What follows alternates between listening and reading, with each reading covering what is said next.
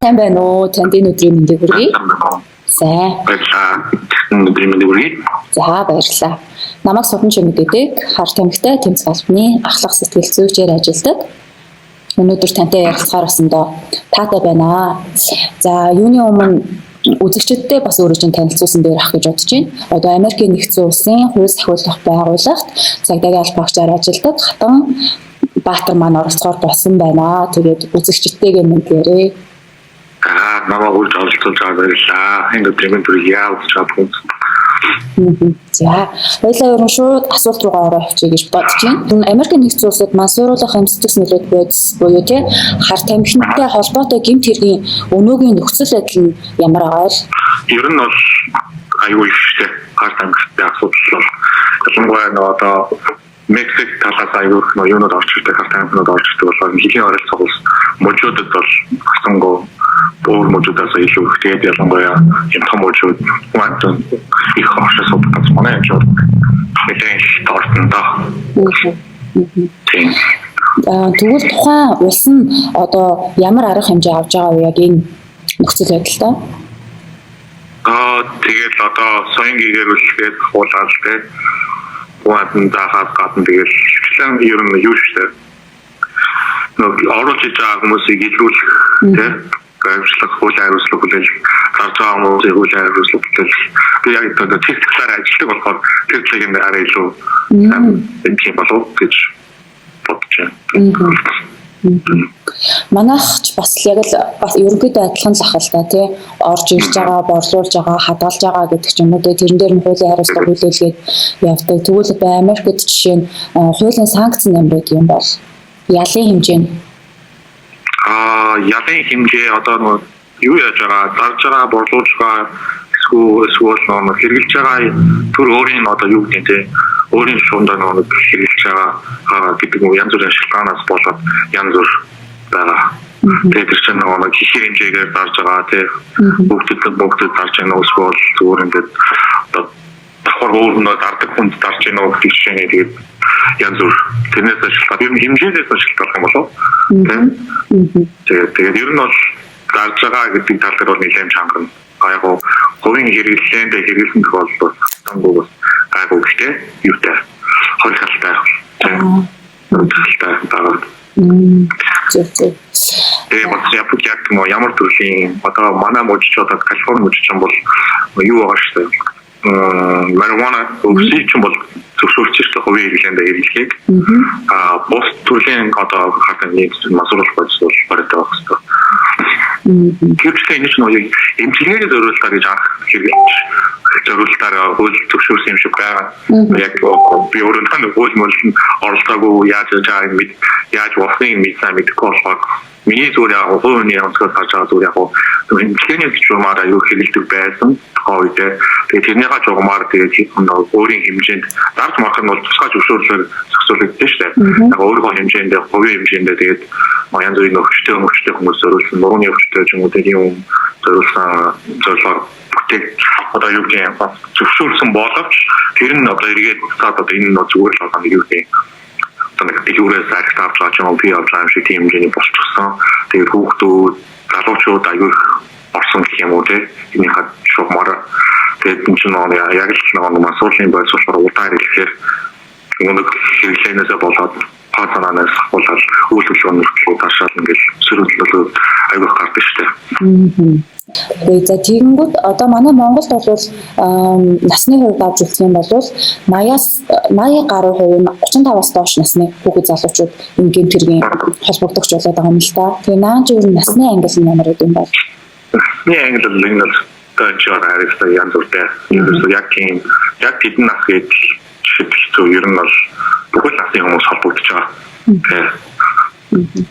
Ялангуяа энэ Монгол яг нь залуучууд яагаад байгаа юм бол дээр үеэс эхлэегүй саяхнаас одоо энэ хатаа үзүүл гарч ирсэн болохоор тийм гэж магадгүй. Энэ ч болохоор 60 70 50 оноос эхлээл байсан болохоор одоо тэр үед хэрэгжсэн нөхдөж одоо ингээд бараг 60 70 нас хүрч байгаа хүмүүс мааштай хэмээн байгаа нь тийм болохоор яг насны яг тийм одоо тийм англи хэлээр бол бүх төрөл байгаа гэж байна. Энэ чинь Монголд 2010 Монгол улс ч одоо 2010 онд дамжин өнгөрдөг тий урд хойд хөршөөсөө том хөршөөсөө дамжин өнгөрөх орн байсан бол 14 оноос хойш хэрэглэгч орн болчиход байгаа шүү дээ. Тэгэхээр яалтчгүй шин төрлийн гэмтэг хэрэг болчиход байгаа байхгүй. Тэгээд яг насжилтын хувьд бас тийм байж магадгүй. Дээр нь бас яг энэнтэй ингээ холбоотойгоор нөгөө шин төрлийн гэмт хэрэг учраас эцэг их асраа хамгаалагч нар нь болохоор бас хүүхдүүдтэй энийг одоо хэлж зааж мэдгүй өөрсдөө бас энийг мэдгүй ингээ тохиолдол зөөнгөө гараад байхгүй юу? Тэгэхээр наач юм одоо үр хүүхдүүдтэй аав ээж нь багш нар нь гэдэг ч юм уу тийм үр хүүхдүүдтэй энэ талаар энд бол юм жоохон сэтэл өгнө гэдэг ч юм уу талаас нь жоохон нуугаад байдаг байхгүй юу? Одоо нуугаад байдаг. Тэгэхээр наач яг ямар хөө маягаар явд юм бол энэ ч бол айгүй open шүү дээ. Ер нь энэ тийм хүмүүс ч юм бол айгүй тийм одоо нээлттэй тийм нээлттэй ярьж ижил одоо хүүхдүүдээ нээлттэй багш нар ч юм уу зөвчүүд юм нээлттэй ойлгож байхгүй бол одоо юу гэх дагнал юм уурлал юм нуугаад яваад хаш нэг хүүхдүүд ч буруу гадаас буруу мэдээлэл аваад тэгээд тэрүүгээрээ сонирхлын дагуу тэгээд ордын болов гэж би хараад байгаа чинь юм бол тийм болохоор энэ ч одоо нэг яг юу ахгүй одоо Монгол шатны залуухан хүмүүс ороод ингээд чинь нэг тэгээд масны ярьж хэлэх хүмүүс нь сайн мэдгүй болохоор бас зөвлөж чадахгүй байгаа бас учраа байгаа л гэж байна. Бас нэг асуулт байна л да. Одоо энэ сошиалор бүрийн нэг зомби ирсэн донтогч нарын бичлэгнүүд ингээд аягүй их явдаг шүү дээ тий. Энэ юу нь яг ямар төвшөнд дотоодтын ямар төвшөнд очиороо бүр юм гацдаг юм зомби болоод байгаа юм байна.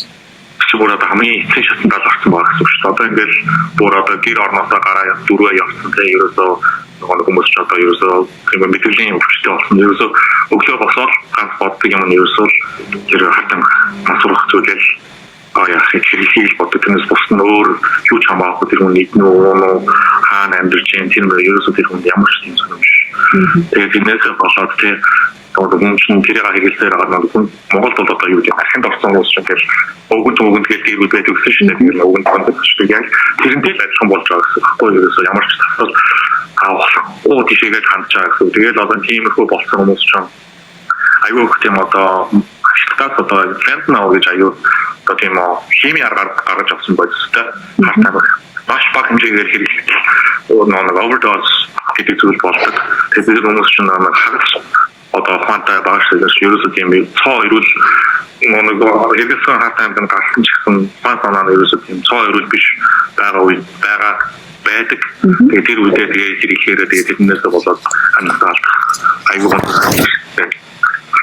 Бүрэн тиймэрхүү үедээ тэгээд яг өөрөө ухаараад юм уусвал гэр бүл одоо найзууд тэгээд хамаатай эсвэл нэг ажилтан тийм хүмүүстэй ярилцаад ингээд өөрөө харин шийдгээд ингээд гараад явахгүй бол тэр бол ерөөсөө тэгээд тэр хэзээ хүлээж аваад хүмүүс гэсэн үг шүү дээ тийм бол ерөөсөө.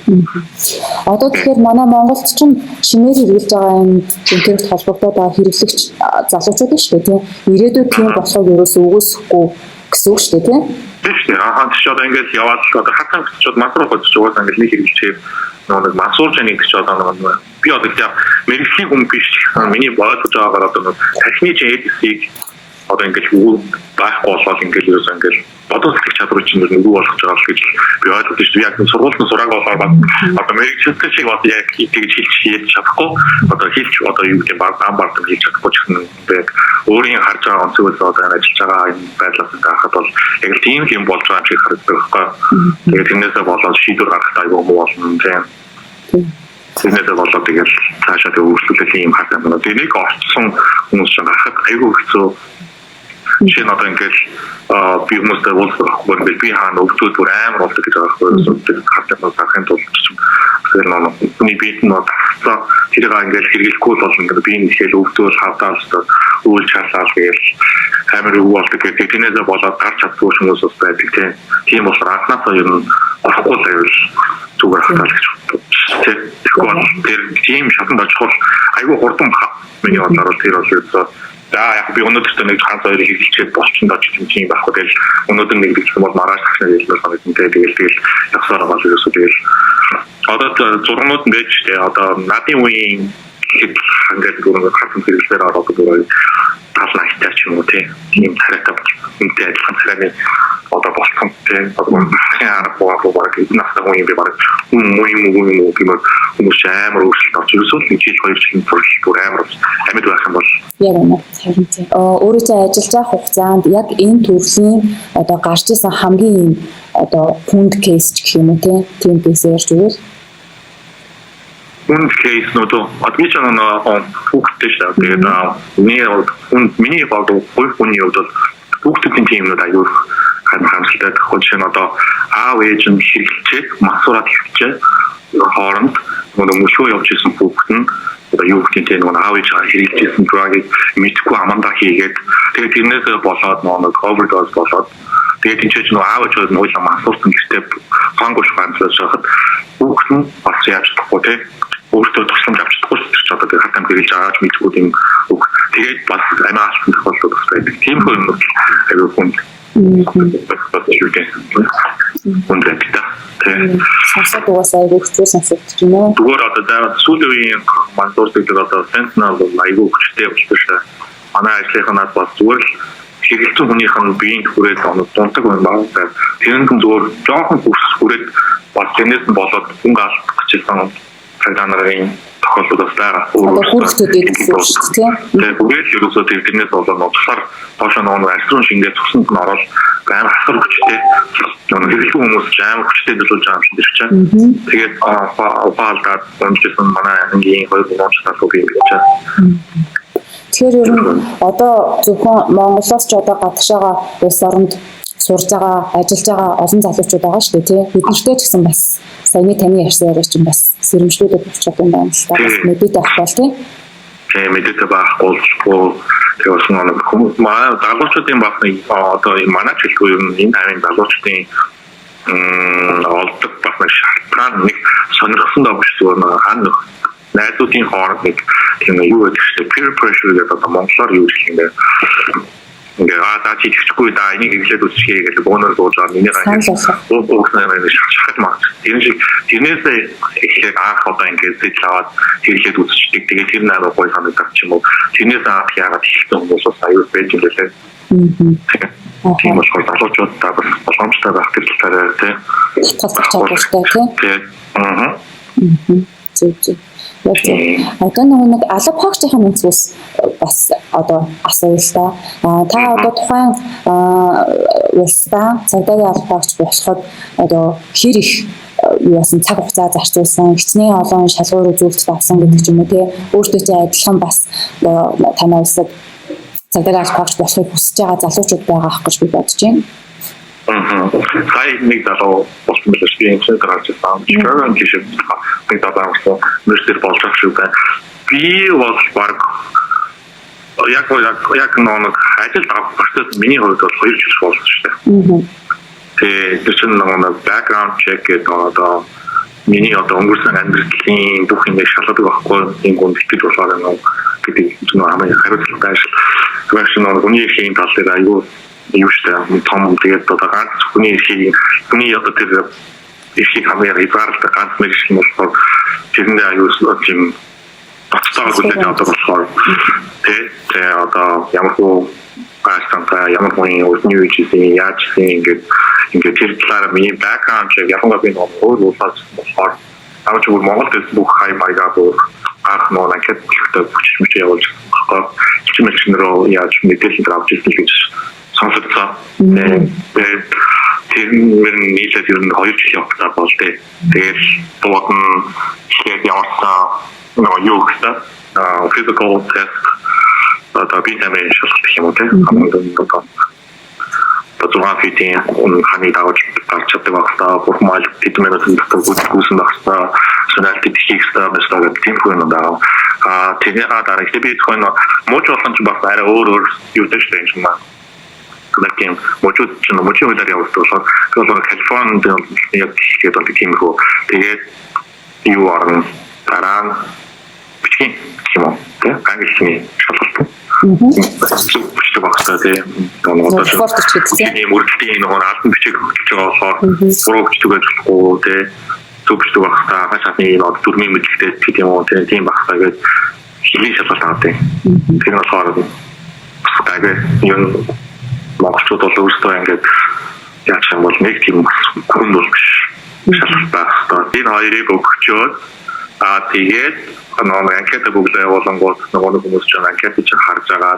Тэгээд одоо бас оноо авахгүй тэгээд би энэ шалгалт бичгийн шалгалт аваад энэ гурвыгаа өгч болонгууд нөгөө 30 байгуулагч нь шалгаж үзээд за болох юм шиг байна гэж яах юм бол дараагийн шатнд ярилцсан болох. Байгууллагын нэг хүн тэр ажил авах гэж хотоос нэг хүн хотын ажилчин нэг хүн гэдэг хотод амьдардаг нэг хүн тэгээд байгууллагын нэг хүн гэх 3 оны юутай бүрэлдэхүүнтэй хүмүүсээр орж шалгалт ярианы шалгалт нь яагаад заавал манайд авах гэдэг яагаад чи баятаа авах гэдэг ингээд ихнээс авах юм чиний амьдралдаа хийсэн хамгийн том юу гэдэг нь төлөвлөж юу гэж янз бүрийн асуудал хүмүүс өөрсдөө боддог. Тэгээд тэрнээс оноо аваад шалгалснаа цаашаа явдаг. Тэрэн дээр шалгарах юм бол дараагийнх нь болохоор тэгвэл сэтгэл шалгалт авах юм байна. Сэтгэлзүйчээр орж уулзсан нэг одоо юу гэдэг make sure одоо чи сэтгэлзүйгээр одоо тийм амар одоо юу гэдэг хүчтэй ч юм уу тийм хүн байж болох яа гэх юм бол хариуцж явж байгаа гэдэг үнийг бас амар мэдэх тодорхой шийдвэр гаргаж яах вэ гэдэг шийддэг болохоор сэтгэлзүйч нормал байх хэрэгтэй гэдэг утгаараа сэтгэлзүйн шалгалтанд бас ордог. Тэрийг тэмцэнгүүд одоо нэг миний яриад байгаа нэг одоо нэг тусгай мөрдөгч чамдаа тавиад тэгээд тэр хүн чиний одоо урдах амьдралыг одоо хож үзэн юм уу хэд удаа цагаанаас даалгавч юм баригдчихсэн юм уу яасан гээ. Тэгээд тэр нь баг нэг тагнаа 6 сард жилийн хооронд ч юм уу тэгээд зарим газар бол аюу хурдан явсан юм шүү. Тэгэхээр энэ ингээд олон газар нүүгээд амьдсан хүмүүсийн юу болж байгаа яа гэх юм бүх хүмүүс газар хүмүүсийн уулзсан тэгээд гэр бүлийнхэн тайван уулзсан аавчтай холбогдсон бүр хажуудлын амьдардаг айлхан одоо хүмүүстэй бүхэл тийм шүттэй амьдсан ямар хүмүүс байгаад тэгэл 10 жил сурчсан сургуулийн багш багш тэгэл найдуудаас бас хаана тийм тэр нь минийх баг жил гарсан болж ирсэн. Тэгээд тэрэндээ тэмцэх юм бол дараагийнх нь болохоор юу гэдэг вэ? Polygraph гэдэг тест үүсгэн. Кинодэр ганцтай нэг багын зүйл. Манай энд бас хийдэг. Хийдэг. Тийм үнэхээр шүү. Тийм тест өгдөг. Тэгээд тэрийг тэмцэх юм бол цаашаа одоо яг гаргийн одоо интервьюд ороод тэгээд энэ тэмцэх юм бол актамд сонгогдондоо. Тэгээд актам нэг 6 7 болоо шалгалтай. Энийг шалгалтын дээр унах юм бол дахиж нэг чанс өгвөл 2 тоног юм бол тэгээд шууд актамаас гарна ерөөсөө намайг чи яриа байхгүй ерөөсөө тэгээд дараах ажил руу тэгээд шалгалтнууд одоо янз бүрийн шалгалтууд гарсан жолоолын одоо хуулийн бие хамгааллын гэж ерөөсөө маш олон төрлөөр шалгалтууд авдаг. Тэгээд тэднээс таа тэмцэх юм бол тэгээд 6 хол сурал хэрэгжүүлэлтийн байдлаар сурч байж байгаа. Баярлалаа. Гоё мэдээлэл өгсөн. Бас нэг ийм нэг асуулт орж ирж байна. Одоо нөгөө манай алпаагчид маань өөрсдөө одоо нөгөө бүлэг этгээдүүдээ илрүүлээд шүүн өрөөгүй юм даа юу яадаг вэ? Одоо дандаа уртсан цагаар нааж бас ер нь шүүн нас нөгөө тамхичид маань босч ирдэг. Үлээж танилцдаг. Энэ чинь ажил яг л гэдэг Монголын ажиллагаа тэгэл манай ажил нэг хэдэн газрууд хотод ч өөр тусгай цагаан явуулдаг шүү дээ. Монгол улс даяараа нэг тийм цагаан байгууллагууд байдаггүй. Яг нэг FBI гэдэг нь болохоор бүр том хэрэгээр ажилладаг гэх юм уу те. Яг юм локал төвшөндөө бол яг тусгай хэмжээндээ бол яг нийлээд хэдэн хотууд нийлээд орон нийлээд task force гэдэг үүсгэж байгаа байхгүй. Тэр нь болохоор хэдэн хотоос нийлээд одоо хэдэн мөрдөгч юм уу нийлээд ингээд нэг хэрэг аваад хэрэг амурдаг явдаг. Тэр нь бол тэгэл ерөөсөө тэгэл 24 цагаас даавал шүнхэхгүй өдөрч юм болно шүнж юм болно тэгэл тэгэл Монголд гэдэг шиг тагнажин судлан хааны юу гэж нэг бүрийн баримт болно тэгэл өсөө өдөрч нь явах асуудал байна тийм. Одоо тэ нэг хүнээ барина шүү дээ тийм. Барихтаа одоо биднээс ч одоо манайх нэг юу боддог байхгүй та нар ингээд сенсацлаад энэ цонх мохон хамлаад хэлдэг ч юм уу. Тэр чинь эргээд нөгөө тухайн бодис юм аа одоо цацгаасан ч юм уу урьдчилан сэргийлээ маш түргэн шуурхай тухайн үйл ажиллагааг авах хэрэгтэй байдаг шүү дээ. Тэнгүүд нааж болохоор яг тухайн бүлэг этгээдүүдэд барихтаа одоо дайшлан баримтлах ажиллагааг яаж хийдэг гэсэн үг үү? Тэгэл процесс шүү дээ. Яг л авах хэрэгтэй. Ерөөсөө Америкт ерөөсөө тэгдэггүй гэсэн юм байхгүй. Яг л одоо тэгээд search warrant аваад тэгэл тэр чинь бүр өглөө Одоо манайч одоо ингээд одоо энэ чинь нэг цаг болж хөвчлэн өглөө гэдэг байхгүй өөрөөр гэх юм уу? 3 цагаас өглөөний 3 цаг дуунаар уулзаад за ийм газруудаар нэг зэрэг бүр юу яахгүй шээ. Ингээд бүлэг хүмүүс чинь өөрөө хадгалж амьдрын тий одоо бодмод аадалдаг газрууд нь өөрөө газруудад байж болно. Тийм болохоор ерөөсөө ингээд нэг газар нь очичоод дараагийн газар руу явдаг юм байхгүй. Ерөөсөө 10 газар бол тэр өдрийнхөө өглөө 4 цагт уулзаад хичнээн хэмжээний хүч хүн хэрэгтэй тэрийг бүгдийн цуглуулж авч байгаа. Тэгээд 10 газар руу яг нэг цагт бүх газар дээр явуулаад тэгээд одоо тэр цаахгүй хаалх маалх тийм газрууд бол гарч штэ. Тэгээд нөгөө хүмүүс чинь дууд гаргаж ирнэ. Тэгээд яг одоо даа нөгөө бодцыг нь Монгол бод яах гээд бол тэгдэг байх. Тэгээд бол ихвчлэн нөгөө автомобилийн safety талаас тийм аюулгүй байдал талаас ихвчлэн яадаг юм уу? Дууд гаргаж ирдэг. Дууд гарчихгүй тэгэл хүчээр офоос гарах бол байдал болчихлоо. Тийм. Одоо за манай Монгол бол одоо шинжлэлийн гэмт хэрэг гэдээ явж байгаа. Тэгээд тэгэнгүүт Америкт мэдээж хэрэг энэс төрөөс нь одоо урьдчилан сэргийлэх олон төрлийн бодлого арга хэмжээг бодвол хэрэгжүүлж байгаа хэ. Тэгээд таны хувьд оновчтой байсан тэр бодлого нь юу гэж бодож байна? Нэг би одоо нэг оновчтой оновчгүй гэдэг хэлгээд байна. Тэгээд миний хувь хүний зүгээс ингээ харахад одоо тэр тогтсон байгаа хүмүүсийг одоо тэр эрүүл болохын тулд сэтгэлзэн одоо чиглэлээр нь тийм эмчлэх тэр нь аюу юу юм болов хамаар effective тийм болов гэж санагдсан. Тэгээс зөв яг одоо хүн яриад өнгөрсөн бас нэг ингээд хаталаа за гэж өнгөрчихсөн шүү дээ. Яг тэгээд тэр хүмүүсийг яг ингээд за чи сүүл одоо шоронд яв сүүл чи эмчилгээнд яв гэдэг юм хоёр сонголт өгч байгаа. Тэгээд эмчилгээнд явах гэсэн эмчилгээнд явуулаад тэр хүмүүсийг чинь эмчилгээнд явуулаад эрүүл талаас нь тэгэхээр одоо тэр чинь бодцыг эрүүлжүүлж штэ биеийг нь эрүүлжүүлээд дараа нь одоо оюун санаа гэх юм уу те сэтгэл мэдрэлийн тал дээр нь ажиллаж байгаа. Тэр нь арай илүү юм шиг санагдсан. Одоо юу бодлоо бол. Тэгээд чинь нэг одоо энэ хатны өгч одоо ерөөсөө мөнгөдөөс өөрсөн байсан шүү дээ. Ерөөсөө тэгэл нэг хэрэглэгч нь байхгүй болчихвол тэр чинь авчид дарах хүн байхгүй болчихвол миний хувийн бодол шүү дээ. Тэгээд авах байхгүй тэр чинь хин тэгэл заавал хөлтөрчөл оруулж ирэл дахиад авахын авахгүй ч тэр юм дахиад сууж өгдөг. Тэгэл тийм болохоор хэрэглэгч талыг нь аюу тэр талаас нь аюу ингэж идэх юм уу тэгэхээр яахгүй талаас явуулаа юу болов гэж бодож байна. Энд чинь одоо ерөөсөө нэг удаа хэрэглээл амар гой болоод ерөөсөө ингээд гой байдаг юм ерөөсөө биш юм чинь мансуур авчиж байгаа ингээд чиний тархийг нөлөөж байгаа тэгээ эрүүл мэнд чинь нөлөөж байгаа зүйлээ чи ингээд чиний нэг удаа хэрэглээл болоогддаг боловч чинь эргээд чиний одоо эрүүл мэнд муу нөлөөлсөн байдаг болохоор тэр дээр одоо юу гэж юм те битгий ихээ одоо энэ хүмүүсийг хараад амар гой харагдаж байгаа юм шиг санагдаж байгаа бол тэр бол буруу шүү. Тэгээ би яг нэг одоо нэг амар хүмүүс шиг одоо яг цаашаа зүгээр яг тэр төлөний одоо юмнуудыг ерөөсөө сонирхож болохгүй ерөөсөө нэг орох юм бол хүн бас ороод тийм дондох магадлал өндөртэй болохоор энэ айл болох хаснаасаа хэрэглэхгүй байх тийм эрүүл мэнд болон санхүүгийн талаас маш угаар нөлөөтэй шүү. Тийм болохоор нааднасаа цол явсан дээрээ тийм тэгжлэл байна. Тэгээд чи энэ хэлээр бас тийм зорилготой ирсэн. Зорилготой тэмүүлээд ингээд завгүй хичээх юм бол одоо тийм миний бодлоор ингээд хараад байгаа зорилгогүй болсон дээ. Одоо энэ ирээдүйд юу хийх сонирхолтой болсон хүмүүс их бас нөлөөлөгдөж байх шиг байна тийм болохоор зорилгоод өөр имийг нэгдүгээр таваа. Тийм тэрэндээ ингээд хичээхийн төлөө тэгээд тэрнээс шин хартан бол хизээж чамайг одоо юу гэдэг сайн болохгүй сайхан амжуулахгүй тийм болохоор зайлшгүй хагнаас авах яваал гэж хэлээ. За баярлалаа. Нээлттэй ярилцсанд маш их баярлалаа. За харих цаг амрах цагаас нь бас тодорхой хэмжээнд төгсөлттэй уулзаарай. Нэг ч гэсэн хүн тэгээд энийг ойлгоод үгүй бас нэг юм орж ирэл юм бол одоо юу гэдэг worth байлаа гэх юм уу тийм.